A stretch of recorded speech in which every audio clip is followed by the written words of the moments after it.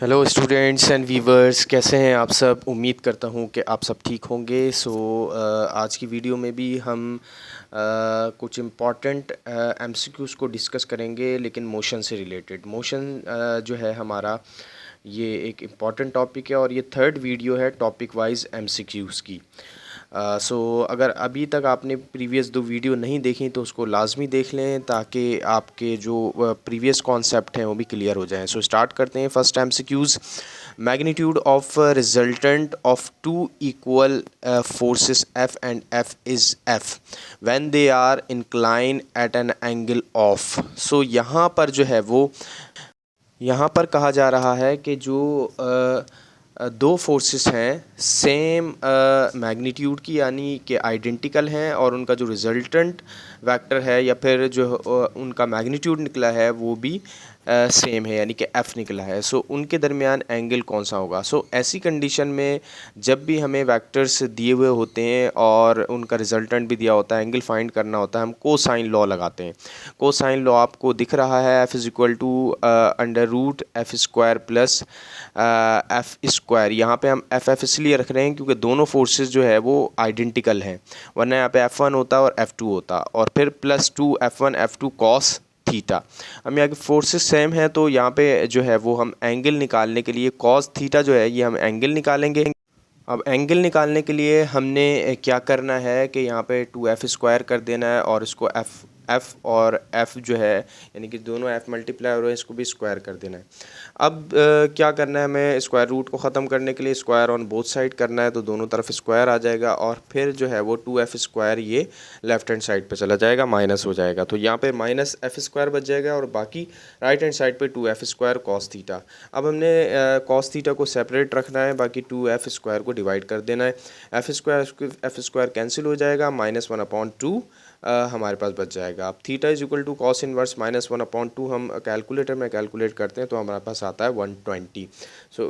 It's option is 120 degree. इसी तरह से इससे रिलेटेड जितने भी एंगल आपसे पूछे जाएं, जब भी आपको दो वेक्टर्स दिए जाएं, लेकिन याद रहे वो दो वेक्टर्स आपस में परपेंडिकुलर ना हो, ठीक है। अगर वो परपेंडिकुलर होंगे तो ये वाला फार्मूला नहीं लगेगा, ठीक है। फिर हम जो है वो जो हमारा दूसरा फार्मूला है, जो पैथागोरस थ्योरम वाला, जो tan थीटा के ज़रिए हम जो है वो एंगल निकालते हैं, फिर हम उसके ज़रिए जो है वो एंगल निकालेंगे। tan theta is equal to perpendicular upon base, उस फार्मूले के ज़रिए। नाउ नेक्स्ट एमसीक्यू आप देख सकते हैं, scalar product of two perpendicular vector is. Scalar product जो है वो दो परपेंडिकुलर वेक्टर का हमेशा याद रखिएगा ज़ीरो होगा, क्योंकि स्केलर प्रोडक्ट में हमारे पास जो ट्रिग्नोमेट्री रेशियो होता है कॉस थीटा, और कॉस 90 परपेंडिकुलर में एंगल 90 होता है, आप देख सकते हैं। कॉस 90 ज़ीरो के बराबर होता है, तो हमारे पास ज़ीरो हो जाएगा। ये फार्मूला हमारे पास लगेगा A.B is equal to AB cos theta की जगह 90। कॉस 90 ज़ीरो हो जाएगा, तो कंप्लीट वैल्यू ज़ीरो हमारे पास। ज़ीरो आंसर है इसका। नेक्स्ट आप देख सकते हैं, the total displacement is divided by total time taken we get. Total displacement जब भी टोटल टाइम से डिवाइड हो, ये एवरेज वेलोसिटी कहलाती है हमारे पास। एवरेज वेलोसिटी का फार्मूला है, और जो है वो इसका ऑप्शन होगा हमारे पास ए। इसी तरह से अगर आपको यूनिफॉर्म वेलोसिटी का कहा जाएगा, यूनिफॉर्म वेलोसिटी याद रखिएगा इक्वल डिस्प्लेसमेंट होता है इक्वल टाइम इंटरवल में। जब भी equal displacement equal time interval में कवर्ड हो, तो ऐसी वेलोसिटी को हम यूनिफॉर्म वेलोसिटी कहते हैं। और जब भी किसी शॉर्ट टाइम इंटरवल में हम वेलोसिटी को कैलकुलेट करें, उसको हम इंस्टेंटेनियस वेलोसिटी कहते हैं। और जब भी इंस्टेंटेनियस वेलोसिटी और जो है वो हमारे पास एवरेज वेलोसिटी ये बराबर हो जाएंगी, तो बॉडी यूनिफॉर्म वेलोसिटी के अंदर आ जाएगी, ठीक है। तो ये जो है एमसीक्यूज पूछे जाते हैं अक्सर।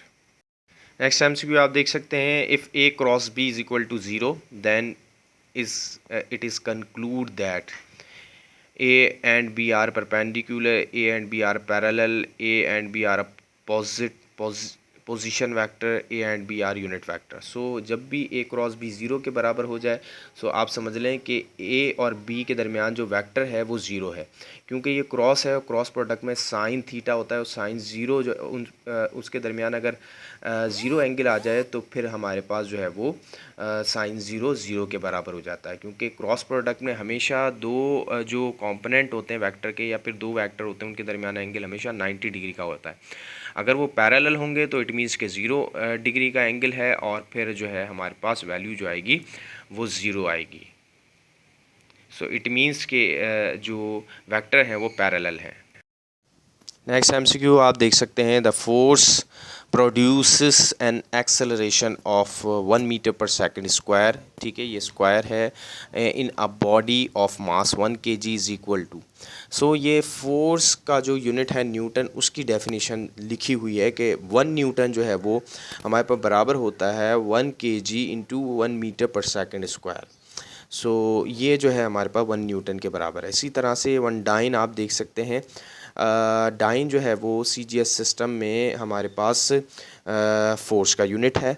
ठीक है, और स्लग जो है हमारे पास सीजीएस सिस्टम में मास का यूनिट है, और पाउंड हमारे पास ब्रिटिश इंजीनियरिंग सिस्टम में मास का यूनिट है। ठीक है, सो ये जो है हमारे पास डिफरेंट सिस्टम ऑफ यूनिट्स के हमारे पास यहाँ पे यूनिट दिए हुए हैं। हम नेक्स्ट एमसीक्यू आप देख सकते हैं, the distance covered by a body in time T starting from rest is. याद रखिएगा, जब भी स्टार्टिंग रेस्ट पॉइंट हो सो इनिशियल वेलोसिटी 0 हो जाती है। ठीक है, और डिस्टेंस मालूम कर रहा है, और टाइम भी जो है वो यहाँ पर मेंशन है टी। सो इट मीन्स के सिंपल यहाँ पे सेकंड इक्वेशन ऑफ मोशन लगेगी, उसमें वी आई 0 हो जाएगा। टाइम टी जो है वो हमने जो है वो हमारे पास टी है, यहाँ पे मेंशन है, और हमने डिस्टेंस मालूम करना है। सो वी आई हमारे पास 0 होगा तो ये टाइम भी 0 हो जाएगा इसके साथ। बाकी हमारे पास बचेगा 1/2 AT स्क्वायर। सो सिंपल एक जो हमारे पास ऑप्शन ए है, ये आप देख सकते हैं, ये करेक्ट है। नेक्स्ट एमसीक्यू आप देख सकते हैं, if the slope of velocity time graph is increasing with time at constant rate, it shows that the body has. So जब भी कांस्टेंट रेट से जो है वो ग्राफ इंक्रीज़ हो रहा हो तो इट मीन्स के जो क्वांटिटी है वो यूनिफॉर्मली इंक्रीज़ हो रही है। ठीक है, यूनिफॉर्मिटी है उसके अंदर। अब जब भी हम वेलोसिटी टाइम ग्राफ जो है हमारे पास होता है तो उसके ज़रिए हमें एक्सेलरेशन मिलता है। सो एक्सेलरेशन जो है ये इसका स्लोप है, और जब भी स्ट्रेट लाइन हो और कांस्टेंट रेट से इंक्रीज़ हो रहा हो, इट मींस के एक्सेलरेशन यूनिफॉर्म है। तो हर दो पॉइंट्स के दरमियान जो आप देख रहे हैं लाइन, हम एक्सेलरेशन निकालेंगे तो हमारे पास सेम आएगा। ठीक है, so it shows that the acceleration is uniform. बाकी दूसरी चीज़ ये याद रखिएगा कि जो डिस्प्लेसमेंट टाइम ग्राफ होता है उससे हमें वेलोसिटी मिलती है, और ये डिस्प्लेसमेंट टाइम ग्राफ ये आप देख सकते हैं, इसका भी जो स्लोप है ये स्ट्रेट है। ठीक है, और इसको इंक्लाइन भी कह सकते हैं, इंक्लाइन टू टाइम एक्सिस है। तो ये यहाँ पर जो है इसमें भी हमें बताया जा रहा है कि जो वेलोसिटी है वो यूनिफॉर्म वेलोसिटी, जबकि सेकंड जो ग्राफ है आप देख सकते हैं स्ट्रेट लाइन जो पैरेलल टू टाइम एक्सिस है, एक क्लियर इस चीज़ को मेंशन कर रहा है कि बॉडी रेस्ट के ऊपर है। सो ये जो है वो इस तरह के ग्राफ आपको सवालात में दिए जा सकते हैं, और इसके लिए जो है वो आपके ग्राफ का जो कॉन्सेप्ट है अच्छे से जो है वो क्लियर होना चाहिए। नेक्स्ट एमसीक्यू देख सकते हैं, in Newton's third law after interaction of two bodies action and reaction are.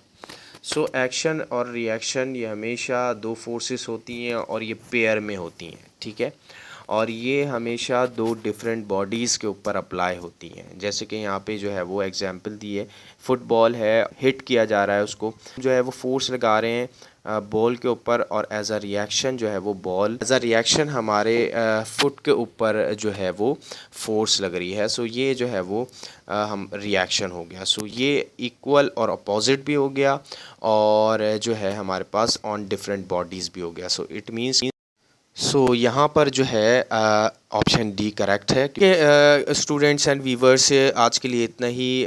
बाकी जो है वो जो इसके रिमेनिंग एमसीक्यूज़ हैं मैं नेक्स्ट वीडियो में अपलोड करूँगा। बाकी जो वीडियो है ये स्लो आ रही हैं, जैसे कि आप जो है वो जानते हैं सिस्टम जो है वो थोड़ा सा जो है ये प्रॉब्लम कर रहा है। इंशाल्लाह सून ये सिस्टम ये जो है वो इसकी प्रॉब्लम क्लियर हो जाएगी। फिर जो है वो स्पीड से मैं कोशिश करूँगा कि ज़्यादा से ज़्यादा वीडियोस आप सब के लिए जो है वो अपलोड करूँ, और ज़्यादा से ज़्यादा जो है वो आप लोगों के लिए सॉल्यूशन जो है वो बनाऊँ, ताकि आप आपको एंट्री टेस्ट में कोई प्रॉब्लम ना हो, कोई मुश्किल ना हो। सो स्टूडेंट्स एंड व्यूवर्स, आज के लिए इतना ही। मिलते हैं आपसे नेक्स्ट वीडियो में। Thank you so much. अल्लाह हाफिज़।